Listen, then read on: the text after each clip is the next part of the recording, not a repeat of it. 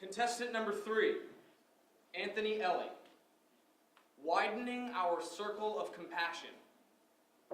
Widening our circle of compassion. Please help me welcome Toastmaster Anthony Ellie.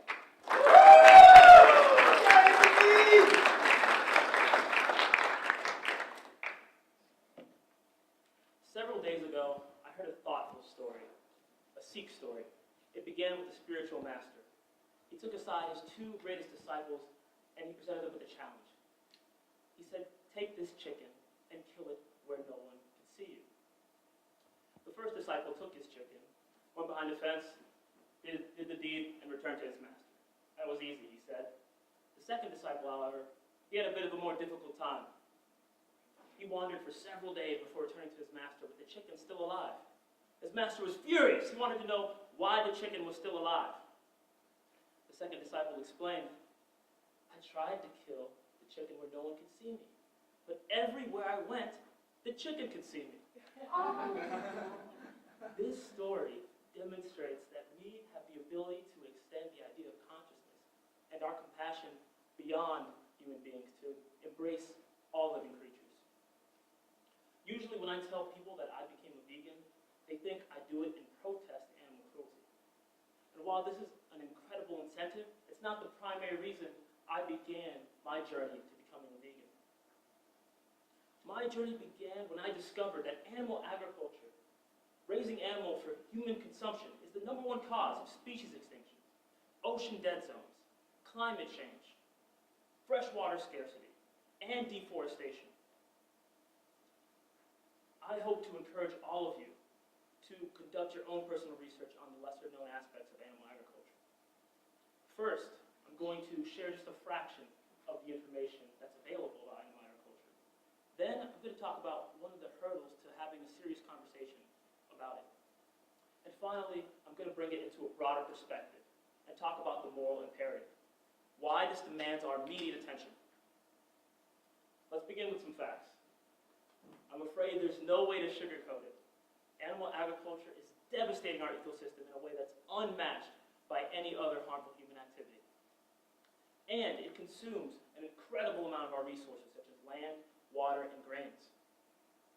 The Environmental Protection Agency estimates that approximately 50% of the land in the U.S. is used for raising animals. Those animals produce 300 million tons of manure every year. That's literally a ton per person.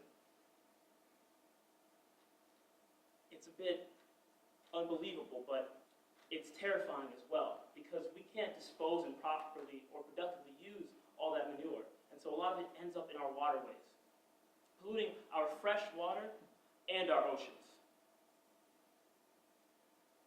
We cannot afford to dismiss this, because as the human population continues to grow, we're only going to expect to see more pollution. And animal agriculture will demand more resources, such as water and grains. Resources that can be used more productively to grow alternative food sources, such as vegetables, fruits, and legumes. Considering the little bit of information I shared with you now, do we feel even slightly compelled to curb our meat consumption? Yeah. Probably no. Thank you, Michael. One of the initial hurdles we face to talking seriously about it is our attitude towards it. How many people have a friend? You share this discussion with them. They told you they're vegan, and you say immediately, I respect you, but I couldn't do that. Well, one of my friends would say to that, and I say to that, boo-hoo! Not with that attitude. If you dismiss it before you even try accomplishing it, how are you going to achieve it? As Confucius suggested, the people who say they can and the people who say they can't are both usually right. We cannot afford to dismiss this again, because the United Nations estimates that by 2025, nearly 2 billion people on this planet will be living with freshwater scarcity. By 2050, it could prove catastrophic.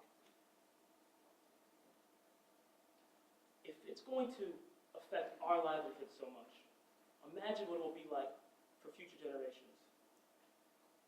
What What sort of world do we want our children to inherit? As I suggested, this encompasses much more than just ourselves. I'd like to recall a reflection from Albert Einstein. He said that human beings are part of a whole that we call the universe. However, each and every one of us experiences our lives and thoughts separately, a sort of optical illusion. Our goal must be to free ourselves from this prison by widening our circle of compassion to embrace all living creatures. We all know, either inherently or through experience, that true happiness resides in compassion and service to others. Experiments by researchers consistently show that we get more joy from giving rather than receiving. So with that in mind, when we take the time to seriously talk about animal agriculture and possibly changing our diets, we're cultivating compassion because we're forcing ourselves to think about something that affects everyone, including animals. Consider this. The People for Ethical Treatment of Animals say that one vegan saves 200 animals per year. So we're not only doing this for the sake of our loved ones, but for animals as well. Let's wrap this up. I know I've dropped a lot of information, but if there's one thing I want you to take away, it's this. Animal agriculture is devastating our ecosystem in a variety of ways. It's consuming an incredible amount of resources. Because of its impact, it demands our immediate attention, not our immediate dismissal. Let's cultivate our compassion by having a serious dialogue about it. I know I'm not going to convert all of you to veganism, and I wouldn't want that. That's a serious reflection you need to do on your own. But I have one task for you. Dedicate 1 hour, one serious hour to research. Watch a specific documentary called Cowspiracy, and then make a conscious decision to eat meat if you want to continue. Every meal could be a conscious decision. You could change the world at your dinner table. We're not only doing this for ourselves, we're doing this for our family, for our friends, for all of posterity. We're doing this for the planet. Let's widen our circle of compassion. Contest master.